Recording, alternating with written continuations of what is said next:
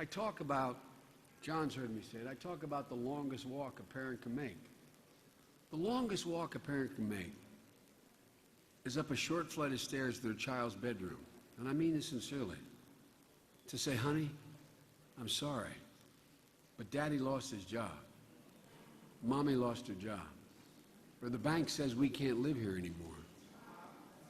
Honey, you can't play in that Little League team next year. You can't sing in the choir.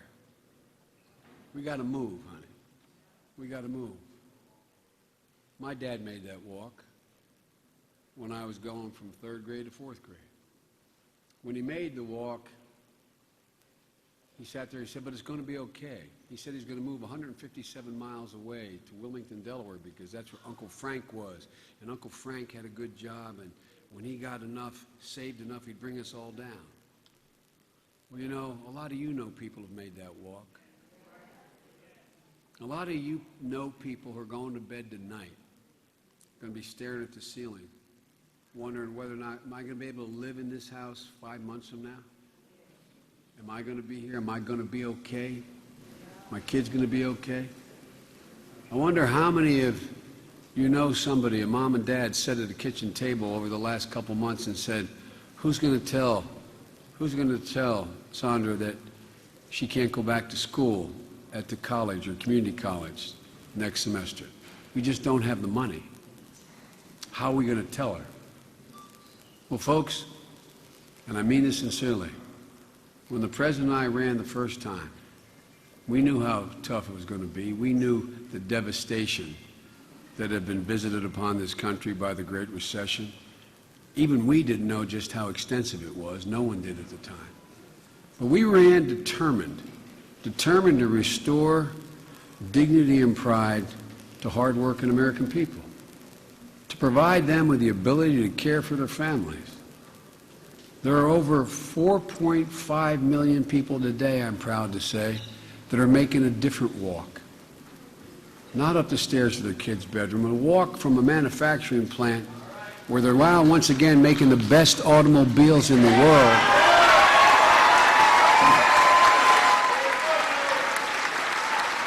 A walk from the assembly line to the parking lot to their car, being able to go home and say, honey, I'm making a product the world wants to buy, and I'm proud of what I'm doing. A walk from the graduation stage at a community college or a four-year college to a high-tech company that just closed down its operations in China and came to Detroit or Michigan.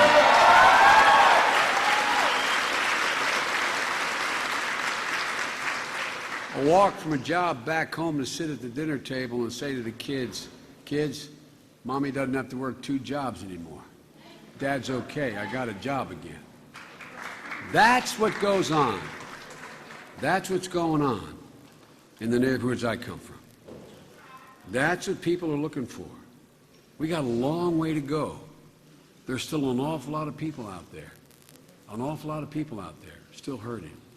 But things are starting to come back. Folks, we've been fighting to help people keep their homes, help them keep their health care, keep their child care so they can work and know someone's there to take care of their child. Protect them from predatory lending and Wall Street abuses. Encourage American companies to insource instead of outsource.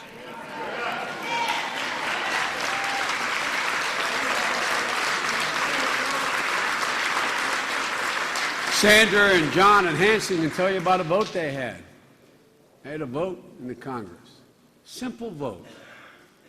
All we said was, look, we said, instead of, like we've been doing the last 30 years, instead of giving a company a tax credits in the millions of dollars for going into a factory in Michigan or Delaware, unbolting the machinery, putting it in the belly of a ship or in the belly of a plane and taking it to China, instead of getting a tax credit for doing that, the cost of moving, we reward people for moving.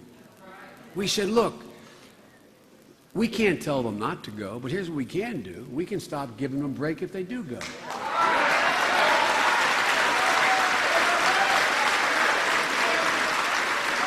And we came along and we said, John said, these guys said, look, let's give that same tax break to somebody who unbolts a machine in Singapore and brings it back to Michigan. Give them the tax break. Kind of simple, right? I mean, not complicated, not complicated. They all voted no. They said no. We should be discouraging outsourcing, not encouraging it. Like Governor Romney's done, the Washington Post said, Romney and the companies he owned at Bain Capital, quote, pioneered outsourcing. As the elected official to tell you to say, when I started harping on that about a month and a half ago, the Romney campaign said, Vice President Biden doesn't understand. He doesn't understand the difference between outsourcing and offshoring. Whoa. Hey, can't you picture it now? Two people in the unemployment line. One turns to the other and says, Harry, were you outsourced or offshore? What difference does it make? You don't have a job. You don't have a job. Man, like I said, these are good, these aren't bad guys. They just don't get it. They don't get what happens on the street. They don't get what happens in the neighborhoods. They don't get what happens when people don't have these jobs. Look, Republican obstructionism has slowed our progress, but it has not stopped it. In spite of them, in spite of Governor Romney's insistence that we, quote, let Detroit go bankrupt, we rescued the automobile industry.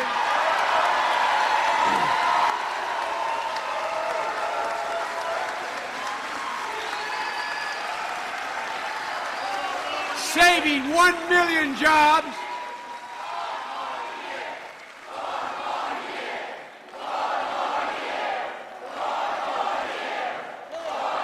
With your help, we will. Folks, look what's happened since they've come out of bankruptcy. 200,000 new jobs created. A commitment, and you're seeing it here in Detroit and in Michigan, of committing almost $30 billion to be reinvested in the United States in plant and equipment, which will create another tens of thousands of jobs. Folks, look, we passed the toughest Wall Street regulation in history, turning Wall Street back into what it was supposed to be, an allocator of capital, not a casino. Folks, we improved education, raising standards, demanding more of both teachers as students, and everybody, demanding more of all of us. My mom used to have an expression, I want every high school student to remember this here. My mom used to say, children tend to become that which you expect of them. We expect a lot of you because you're capable of a lot.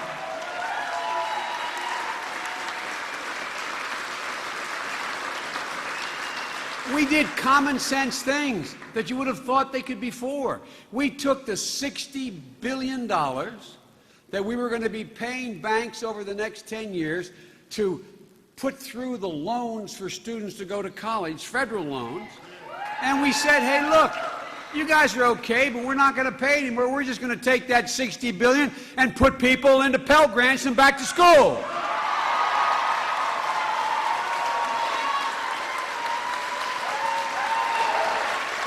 The banks weren't doing anything wrong, but it was a waste of money. But guess what? In this neighborhood, every neighborhood across America, instead of 6 million kids in school because of Pell Grants, there are 9 million kids in school because of Pell Grants.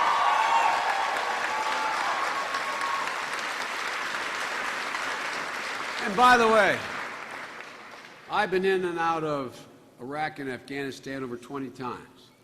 My son spent a year in Iraq as a captain. I've seen firsthand, as my congressional friends have seen, the sacrifices this 9/11 generation of warriors has made. Folks, maybe the most important thing we've done, is we believe that the only truly sacred obligation a nation has is to care for those who we sent to war who come home injured and in need.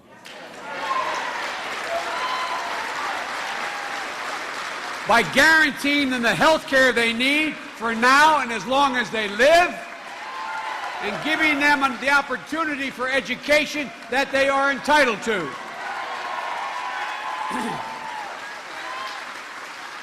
We even had to fight with these other guys over whether or not they would support giving businesses tax breaks if they hired veterans and an $8,000 tax break if they hired a wounded warrior. It was a fight. We shouldn't even be talking about that. Any more than we should be talking about whether we should repass my violence against women bill. What are we talking about?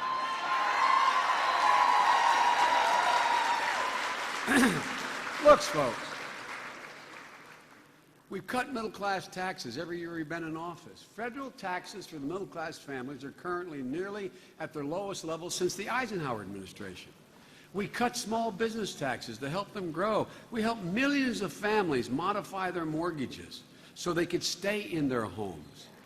And we help more than 1 million refinance their mortgages, saving $3,000 a year. But guess what?